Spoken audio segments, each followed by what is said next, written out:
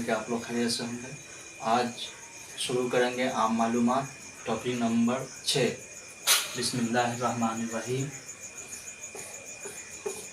पहला है, हमारे मुल्क के झंडे में कितने रंग हैं?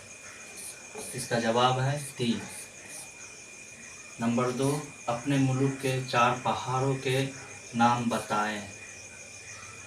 पहला हिमालय, दूसरा विंध्याचल, तीसरा अरावली और चौथा है नीलगिरी। सवाल नंबर 3, कौन से पौधे का फल खाया जाता है?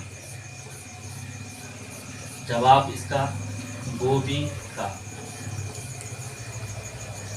सवाल नंबर 4, कुतुब तारा किस में दिखाई देता है? जवाब शुमाल में। सवाल नंबर 5, हमारा मुल्क हिंदुस्तान कब आज़ाद हुआ? जवाब इसका है 15 अगस्त 1947 ईस्वी में।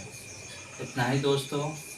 आप एक सवाल है जो कमेंट में दीजिएगा, हमारा मुल्क हिंदुस्तान का कानून कब नाफिज हुआ?